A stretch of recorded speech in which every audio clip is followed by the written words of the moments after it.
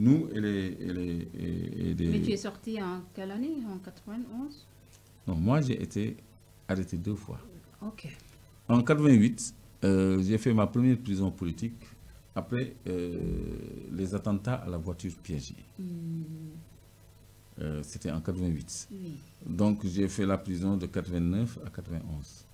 Ok. 2 ans et demi, au bout desquels président Abdou Diouf jëloon une mesure d'amnistie pour nous et les rebelles de Casamance qui avaient été arrêtés, parce qu'il y avait l'abbé Diamankour Senghor, il y avait Kourouma Sané, il y avait un judoka qu'on avait mis dans le tas qui s'appelait Ankli Diabon, et d'autres, avec René Diédhiou, mais il y en avait beaucoup. Moi, je ne savais pas ça. Beaucoup de gens ne le savent pas. Parce que c'est cette loi Ezzan du président Maga. Non, loi Ezzan, ça c'est 2005. Non, ça c'est 2005. Loi Ezzan, c'est 2005. Donc, pour mémoire des Sénégalais, wow. Bon, rechercher la loi d'amnistie de 1991, d'Inkogis. Okay. Parce que nous, on était poursuivis pour atteinte à la sûreté de l'État, confection, usage et manipulation d'explosifs, bombes. Donc, et les autres, c'est pour les faits de rébellion. Et vous étiez coupable? Nous étions coupables. Oui. Nous étions coupables, mais nous n'avions pas été jugés. Okay. On était en prévention. Les attentats à la voiture piégée en 88, c'était bien nous. Ah oui? Quand un cocktail Molotov avec le bes. C'est pas des cocktails Molotov, ça. C'était quoi? C'est des bombes. Cocktail Molotov, c'est de l'essence, c'est du feu. Bombes? C'est des bombes, des explosifs. Mais c'est nous qui les confectionnions. Nous, devons lire la loi, tu es très documenté, oui. Loi d'amnistie de 91. Ça fait partie de l'histoire du Sénégal. Là, je crois que les jeunes ne connaissent pas. Moi, je savais pas. Tu veux qu'on ouvre une petite parenthèse? Allez-y, Clédor, c'est très intéressant. En 88, oui. On avait arrêté tous les candidats à l'élection présidentielle le lendemain du vote. Ablaye Wade était candidat, on l'avait arrêté. Ablaye Bathily était candidat, on l'avait arrêté. Amad Dansokho était candidat, on l'avait arrêté. Major Diouf, Papoundela Major, était candidat, on l'avait arrêté. Landing Savané était candidat, il s'est mis en clandestinité. C'était le seul qui n'avait pas été arrêté. Landing Savané? Landing Savané. C'était le seul qui a échappé à Abdou Diouf. Okay. Avec l'état-major de ces partis-là, avec Ousmane Gom, avec Idrissa Seck, avec Boubacar Sall, mais tout le monde était en prison, tous les opposants étaient en prison. Nous avons direct, nous avons l'élection 2024, nous avons le candidat après le donc proclamer le résultat. Nous proclamons le résultat en faveur de Abdou Diouf. Lors bu ñu ko defoon tey jii dëkk bi nu muy mel dafay tàkk. Alors nous on a vu que les gens manifestaient avec des cailloux, avec des affiches, des trucs là, ça faisait pas reculer le régime. Donc on n'est pas politique, on a fréquenté les partis parce que Djallarbi, c'était le slogan de la LD. Donc on nous approchait LD, on a travaillé avec les jeunesses Djallarbistes. Djallarbi, ça veut dire renverser. Oui. Donc pour moi, nous sommes radical quoi. Wow. Mais si nous avons une campagne d'affichage, nous marches, lacrymogène, vinaigre, on est parti au PIT. L'UJDAN, c'est la jeunesse du PIT, on a travaillé avec eux. C'était les mêmes procédés. On est allé au PDS, c'était les mêmes procédés. On s'est retiré, on était à l'île d'Ongor, on était basé à l'île d'Ongor ici tout près. On a tenu nos réunions, on était 4 petits messieurs, ah oui, hein? Très jeunes, offensés du fait que Abdou Diouf nous ait insultés. Il avait traité la jeunesse de mal. Les trois, c'est bien de l'autre. Ahmed Gueye, il n'est plus là, paix à son âme. Voilà un Sénégalais sur lequel je voudrais un jour faire un témoignage. Ahmed Gueye. Ahmed Gueye, il a intérêt à être connu des Sénégalais. C'est quelqu'un qui s'est battu jusqu'à sa mort pour son pays et il est parti dans la dignité. Il y avait Ousmane Sen qui est là. Ousmane Sen, c'est qui? C'est mon cousin. On l'appelle Tenace. Il est toujours dans l'espace public? Nous sommes 3 à être là. Mais Ousmane Sen, moi, je ne le connais pas. Personne ne le connaît. Moi, il faut des choses à raconter. Non, ils ne font pas des apparitions. Ils ne font pas la télévision. Okay. Non, ils sont... man en fait man maa ci am mais ay on peut postures à l'avoir défendre. même sax à visage couvert Clédor. Pour faire un témoignage, si, il l'accepterait. Oui, Il l'accepterait. il faut nga téyel ma loolu. Donc ñun, on a amené cette méthode de lutte-là. Parce c'est que très radical quand même. Ouais, parce que xam nga.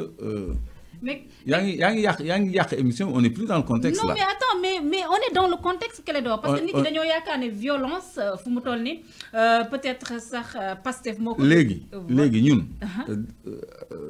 Je fais l'économie de comment on est tombé sur un couple de Français.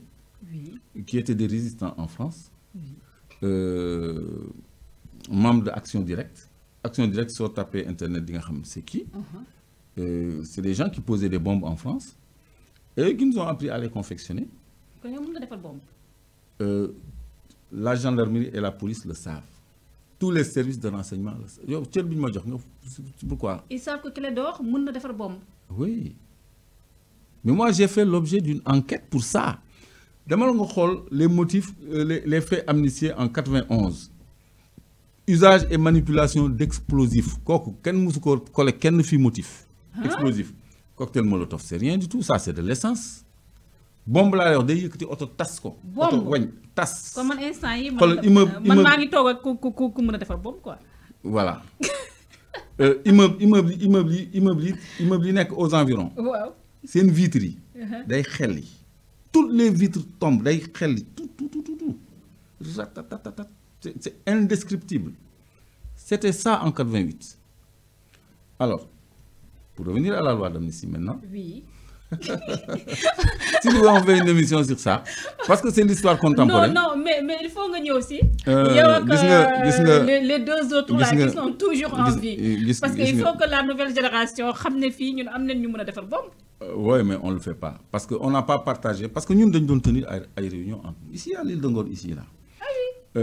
À un moment donné, ça, il y avait un débat entre nous. Oui. Il était question d'élargir nos méthodes de lutte, de vulgariser nos méthodes de lutte aux militants de gauche, le PIT et la LD, qui nous semblaient beaucoup plus radicaux que les gens du PDS. Mais moi, je leur ai dit non, parce que vous faites qu'il y a des dégâts collatéraux. Wala ragal utiliser ko mën na ci ray nit mën na ci sax ray bopam légui ñun nañu gérer lolu entre nous. Donc on faisait sauter les voitures et on postait des revendications.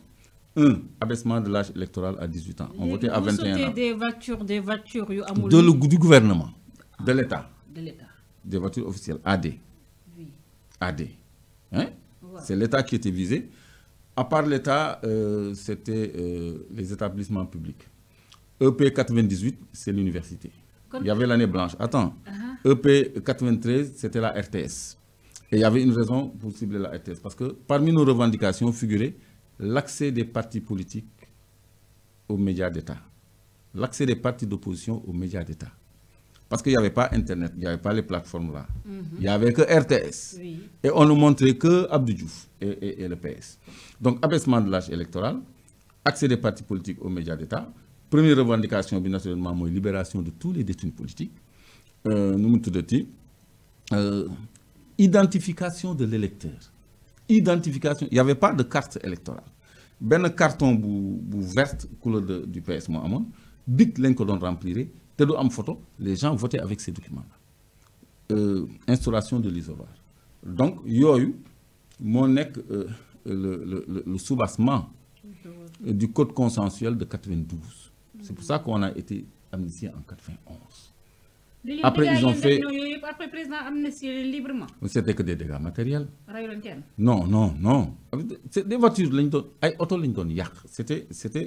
c'était du terrorisme en fait. C'était pour faire peur. Oui, c'était pour faire peur. Et ça a permis à Abdou Diouf de faire marche arrière. Vous étiez que 4.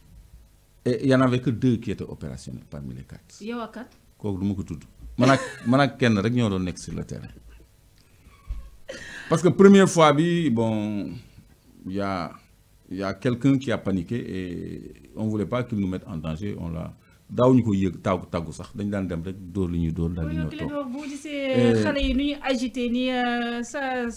doit te faire rire. Bon, ce n'est pas les mêmes périodes. ils ont accès à la parole publique. Ils peuvent faire leur post, leur live, ils peuvent dire ce qu'ils ont dans le cœur. Nous, on était étouffés et insultés. Parce que Abdou Diouf a traité la jeunesse de malsaine. Lol momu dougal ci li. Parce que dafa dem xeer Thiès ñu sanni ko xeer. Oui. Yaa ngi def beneen émission nag. Non, émission bi laa war a def Clédor. Ça c'est l'émission. Parce que lii mu ko wax fenn. Mais si. Ça c'est l'émission, mais si Tal. Ça c'est l'émission Clédor. Alors, léegi Abdou Diouf dafa demoon Thiès en pleine campagne électorale. Ñu kar ko di ko sànni xeeru raay yooyu. benn dal ko fii il était hors de lui. Il a tenu un discours que j'ai entendu boobu ñun ñu ngi nekk Île de Ngor di napp parce que man j'avais mon bac. On est en 1987. 87. Là dem Île de Ngor. J'avais déjà mon bac. J'avais en 1984 mon diplôme d'analyste programmeur en informatique de gestion. Ma def 9 mois de stage Sénélec parce que stage 3 mois là. Wow. 3 mois yi jeex ñu ne wéy bon on va embaucher mais on te prend benen 3 mois. Ma def benen 3 mois ñu ne on te prend en remplacement. Les salaire de base lañ lay fay sans les indemnités. À l'époque c'était combien? Bon, c'était 90 000 de salaire de base. Mais stage c'était je crois 30 000 ou 36 000 quelque chose comme ça. Mais est-ce que carrément les choses n'ont pas évolué à l'époque, à 87, 90 000 Tabataï, ils ont ce salaire de base à 90 000 francs. Hein. On est en 2024. Le salaire de base, nous proposé. Au sein du département informatique de Sénélec, on m'appelait Monsieur Stock. Parce que tout ce qui était gestion de stock, c'est comme je voulais prouver, le stagiaire, il faut zéler ça. Donc, je me suis dit, ay pain au lait ak ay boissons là doon jënd à midi pour manger daaw ma sax jënd añ. On avait aménagé une ancienne cuisine plein de documents dépoussiéré ko defal ko maak un certain Touré et on l'avait appelé NASA. Donc fa lañ doon def suñu programme parce qu'à l'époque il y avait pas les applications où tu appuyais sur un bouton affaire bi. Donc il fallait concevoir les programmes. Donc voilà léegi ñu dem ba ma gis nit ñi embauche ñëw ñu jël benn cousin wu DG bi nga xam ne. Mon France a fait formation mais le programme a 69 fautes. Man ko doon gérer. Man ko doon corriger ces programmes. Dafa doon def sax ay fautes de syntaxe. Parce qu'en programmation la syntaxe est très importante. Un point peut changer tout un programme. Donc biñ ko jëlé bayima, man j'ai jeté l'éponge quoi. Sama papa ni bëgguma liggéey j'ai arrêté. Alors mu jëndal ma matériel de pêche ben vedette ak équipement de pêche ñu basé fi à l'île de Ngor. Occuper un cabanon avec permis d'occuper délivré par le maire Diop, Mamoudou Diop. Donc nous sommes aménagé. C'est comme ça qu'on a fait la rencontre du couple Loïc et Muriel qui nous ont initié à certaines choses et qui m'ont orienté vers les ressources naturelles parce que ils faisaient de l'espionnage industriel. Ils étaient venus à la trace d'une cargaison de pétrole, Boron Djogé Sébikotan, d'Emsar, pour traitement expérimental 12 000 barils. Bi ñëwé ni ma pétrole lañuy top fi mais ça va pas pétrole amul fi. Donc ñu ma ils ont suivi ça ba jox ma une copie du bordereau de traitement de 12 000 barils et il s'avérait que c'était du crude, du light crude, de meilleure qualité que le Brent qui est le pétrole de la mer du Nord. Ça c'était en quelle année? En 87. 87 déjà. J'étais dans ça. Si je vous mes archives, vous savez que j'ai archives concernées. Donc, c'est une partie de ma vie qui est toute une histoire. Et quand je le raconte, c'est comme une aventure. Donc, le fait que Abdou Diouf, pour revenir au sujet, traite cette pseudo-jeunesse de malsaine, alors que moi, j'ai mon diplôme analyste programmeur en informatique de gestion, mais comme Sénélec a une application comptable, parce qu'on m'appelait Monsieur Stock, tout ce qui était gestion de stock, on me les balançait systématiquement et je m'en donnais à cœur joie. Je faisais comptabilité. Je faisais BTS comptabilité. Et comme les langages de programmation aussi, c'est de l'anglais, c'est des verbes anglais, read, if condition, load, etc. Donc, je faisais anglais scientifique au BISI, British Senegalese Institute. Donc, je faisais mon départ en anglais et j'ai fait anglais scientifique. Donc, loolu yëpp nga dajale ko mënoo am accès à l'emploi nga dem di nappi président bi ni vous les jeunes vous êtes des malsains xam nga c'est heurtant. Alors on s'est dit écoute on laisse tout comme on est en période électorale ñu dem Dakar ñu jàpp ci affaire yi pour nguur gi jóge fi. C'est comme ça que je suis entré dans cette mouvance activiste je veux dire donc. terroriste kay. non xam nga gis nga ma nièce. oui. gis nga les bombes qu'on faisait sauter. oui. n'étaient pour nous qu'un moyen d'expression. Parce que ça visait des dégâts matériels. ok. Et il y a eu une partie de bataille psychologique aussi. Parce que école française mu ngi nekkoon route des hydrocarbures boo demee Bel Air fi am les grands récipients yi def hydrocarbures yi là. les stockages d'hydrocarbures là mos nga jaar foofu. Bel Air mooy ban côté xam nga je suis pas de Dakar. yow tu n'es pas de Dakar je sors pas. yow tu n'es même pas de Kaolack. Yaraax xamoo dara. waaw Yaraax xaw ma fenn. Yaraax à gauche. Donc il y a une rue boo xam ne. dafa bëri ay dépôts de carburant. oui. En face la école française nekkoon. Alors comme on voulait internationaliser la lutte. oui. On avait déjà commencé à travailler sur les voitures diplomatiques. Donc ci la ñu xam ni ambassade États-Unis c'est 008 ambassade France c'est 001 Allemagne c'est 003 Angleterre c'est 006 Russie c'est 026 xam nga comme ni ñu xamee ni EP 98 c'est l'université EP 93 xam nga yooyu ça te dit rien. Nous avions travaillé sur ça. Et vous étiez vraiment hyper intelligent aussi. Non même am na yoo xam ne du ma ko wax parce que ça peut inspirer les jeunes. ah loolu mais bu ko wax parce que bu njëkk il y avait pas ça il y avait le téléphone fixe mais les points névralgiques du circuit téléphonique ñun dañ ko xamoon jusqu'à l'international Dakar Centre Dakar Médine et fépp fu mu nekk.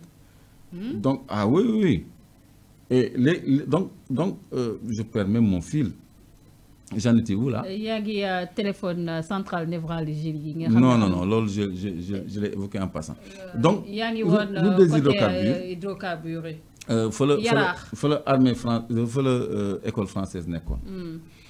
Alors je suis entré dans une cabine téléphonique j'ai appelé l'école pour dire au directeur que nous appelions l'armée du peuple. Ah oui. Voilà. On revendiquait sous le nom de l'armée du peuple. Et vous étiez que 4 personnes. On n'était que 4, dont 2 opérationnels.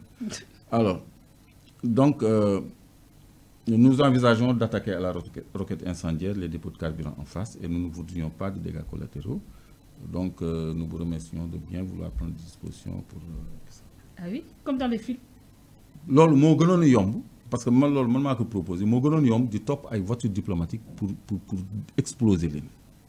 Parce que tu te mets à découvert aussi, parce que nous n'avions pas de télécommande. Hein. C'était pas, tu appuyais pas sur un bouton, ça sautait.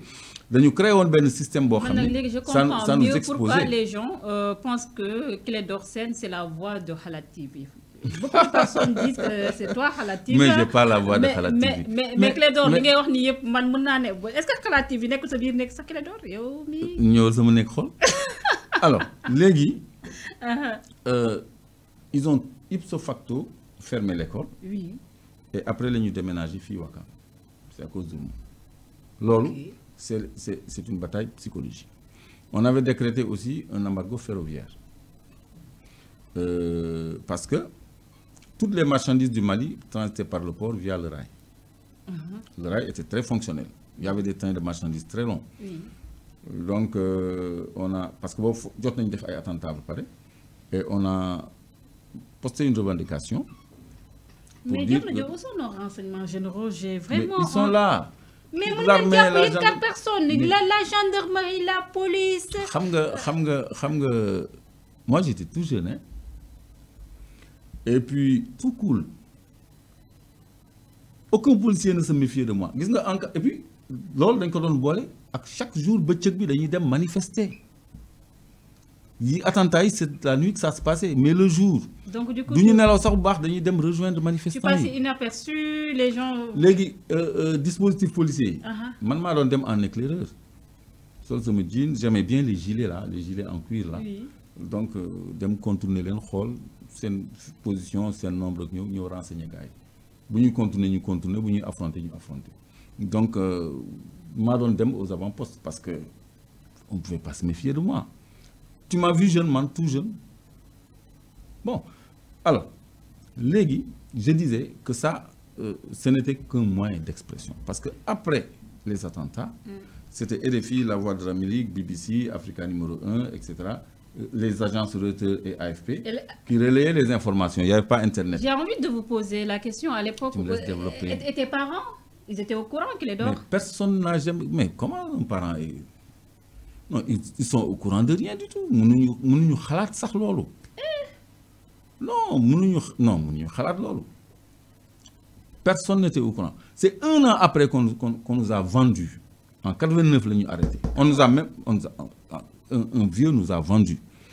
Voilà, on nous a vendus. Mais un an après ça... Mais sinon, kenn narul mës a xam loolu Sénégal. Et qui est ce vieux? Ce vieux, il est décédé, je ne veux pas parler de lui. Il a bien fait. Il habite Mermoz. Non, il n'a pas bien fait. Ah, mais vous l'avez dit, non, vieux bobu, dañu and ak mom def ay mbir.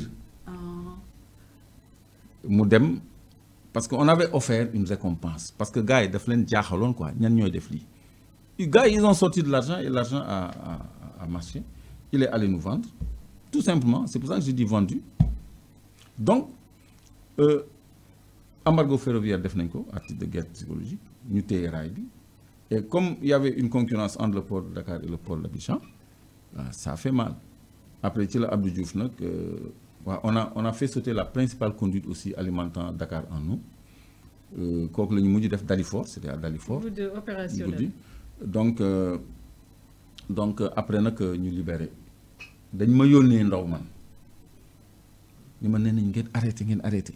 Souba, nous avons Abdou Diouf a fait un discours un jour de Tabaski. Mon père m'a posé une question. Je me suis bande vidéo, bande magnétique. Bande vidéo, bande vidéo. Cassette, les cassettes vidéo là. Voilà, c'est ça qu'il y avait quoi. Alors, je suis journal télévisé. Je me préparé une vidéo. Je vais enregistrer le journal parce que Abdou Diouf va faire une déclaration. Donc, moi, je savais qu'il allait tendre la main à l'opposition. Il a fait son discours de Tabaski mémorable. Je tends la main à Maître Abdoulaye Wade, chef de l'opposition parlementaire, et l'invite à venir me rencontrer pour qu'on discute de tous les problèmes. C'était la fameuse table ronde qui fait office de dialogue national aujourd'hui. Oui. Abdoulaye Wade a été reçu, c'est le leader de l'opposition. Il m'a dit qu'il recevoir Ousmane Sonko rek fekk dëkk bi yëngu na, fekk moom mu ngi ci prison bi. Nga xam ni comme 2021, on a dû le libérer. Et ils ont signé un protocole d'accord, ça n'a pas été respecté. Belel, c'était beaucoup plus solennel et beaucoup plus sérieux. Parce que c'était Abdou Diouf. Abdou Diouf n'est pas Macky Sall. C'est un homme d'État, Abdou Diouf. Hein. Je me suis battu contre lui, mais je lui reconnais beaucoup de valeurs et de vertus. C'était des hommes d'une haute dimension, beaucoup de gens de Macky Sall. J'espère qu'on ne continuera pas à aller de bas en bas. Donc, nous gagnons tous les détenus politiques, c'était notre première revendication. Finalement, le reste des revendications, ça a été consigné dans le code consensuel de 92. Abaissement de l'âge électoral, 18 ans, nous voté 21 ans. Identification de l'électeur, après on a confectionné des cartes d'électeurs avec photo et identification formelle. Isoloir, nous devons encre indélébile, etc. Et voilà, organe neutre chargé de l'organisation des élections, on avait créé la CENI avant la Sénat. Commission nationale électorale indépendante. Donc, pourquoi Mélanie raconte Parce que c'est l'histoire contemporaine du Sénégal. Au-delà de Clédor et ses amis. Moi, parce que j'ai bénéficié d'une loi d'amnistie en 91. Oui. Bon, les gens ne se retrouvent pas. Donc, il faut que nous sachions en 91. Et à côté de ça, il y avait aussi la rébellion casamançaise qui était sanglante. L'armée avait subi d'énormes pertes, c'était terrible. Donc il fallait pacifier le pays, aussi bien sur le plan politique que sur le plan de la rébellion de la Casamance. L'OL m'a motivé la loi d'amnistie de 91. Parce que 91, il y a eu des événements en 89 et 91. Donc l'OL, c'est pas pareil avec l'amnistie quoi. Donc, je vais pour nous la loi d'amnistie. Oui. Donc, bi ñu arrêté 89 en 91 ñu adopté loi d'amnistie bi en conseil des ministres mais avant le vote de la loi d'amnistie on a fait des avis de main levée. Main levée, c'est la main levée sur le mandat de dépôt. Parce que quand on est en prison, mandat de dépôt, on le fait. Quel que soit le délit qu'on te reproche, tant qu'on ne te décerne pas un mandat de dépôt, tu n'es pas en prison.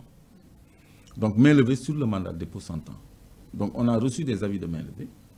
Nous, avec MFDCI, on était 4.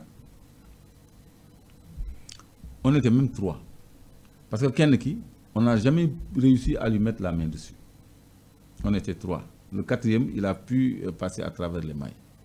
Donc, on était 3 en prison, avec 98 détenus du MFDC, ou supposait-elle. Parce que Amnesty aussi, ce n'était pas vraiment des combattants du MFDC. Comme ce judoka-là et de paisibles paysans avec qui j'ai sympathisé.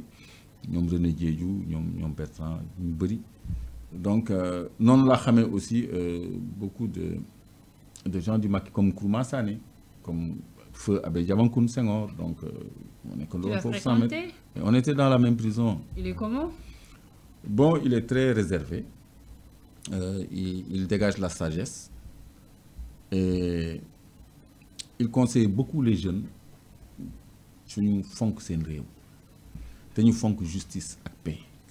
Parce que même son discours, c'est pas de paix sans justice. Pas de paix sans justice. Ça renvoie à cette loi d'amnistie-là qui veut créer une paix sans justice. Donc, moi, c'était un peu ça son credo. Et lui, il ne se voyait pas comme un Sénégalais. Oui, parce que peut-être qu'il pensait que moi, je suis Sénégalais, je dois défendre le Sénégal, moi, je dois défendre l'Éden. Donc, on n'avait pas les mêmes visions, parce que bon, les vrais Casacais, ils sont Sénégalais, les Casamancés, ils sont tous Sénégalais.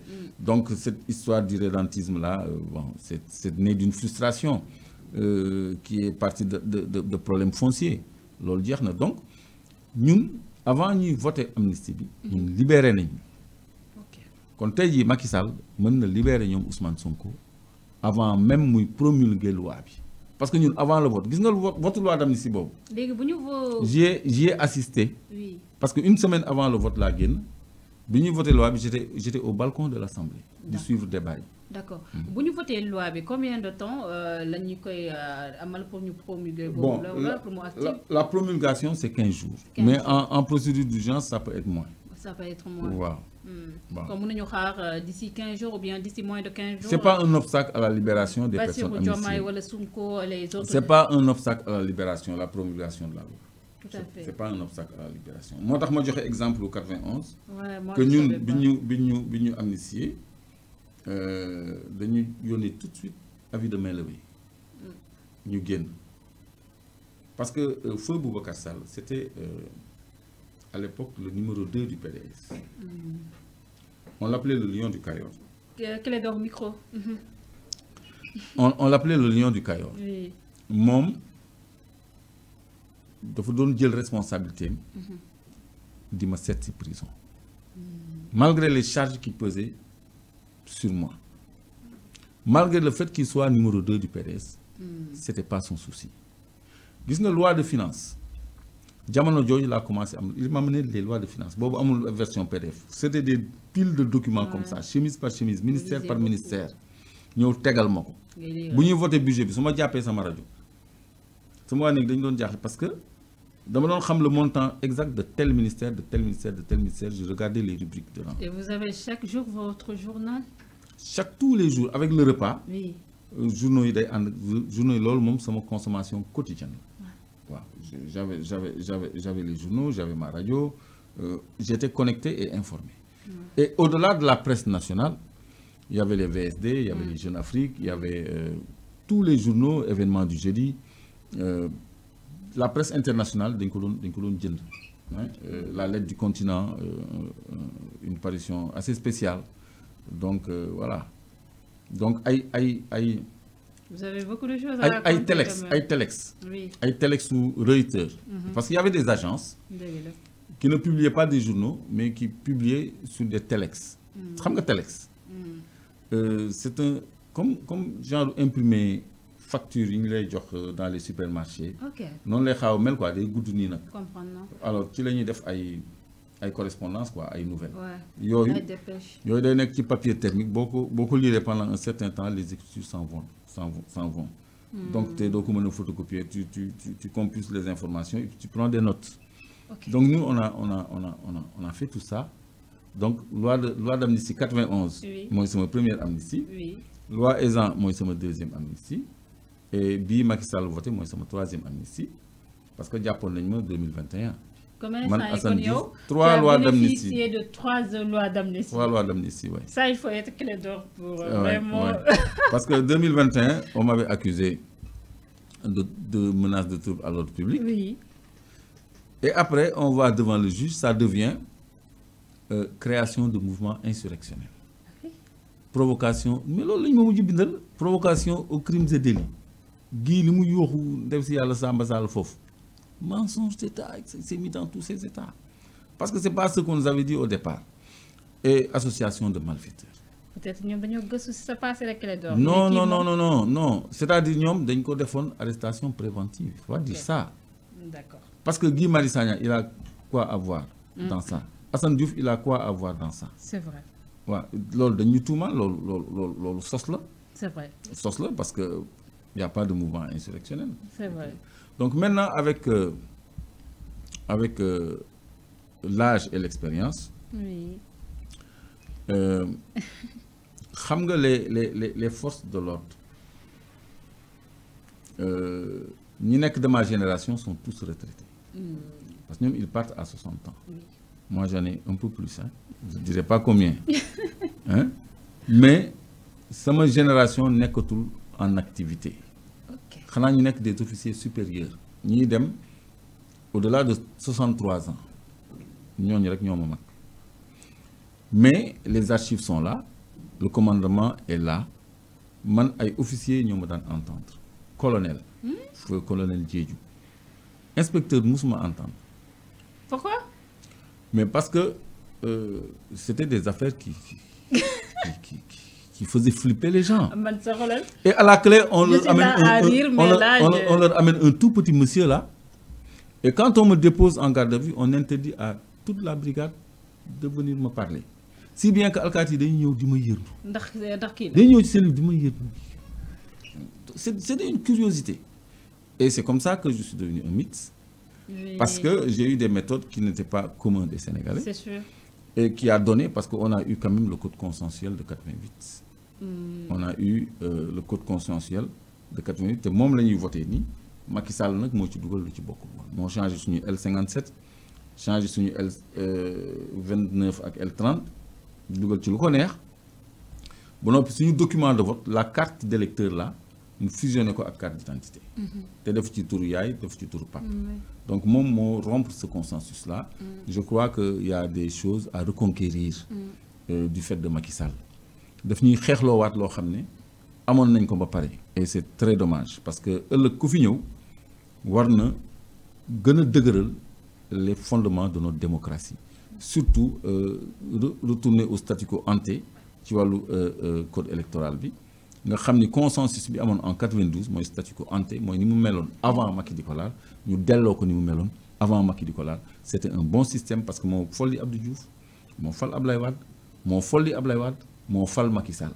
Macky Sall xam ni lii instrument bu baax la da koy folli taf mu jël Karim làq acte 2 mu indi 75 ans au plus ci constitution bi écarté Ablaye Wade xam Ablaye Wade bu ñëwoon 2019 ak popularité boobu il serait certainement président.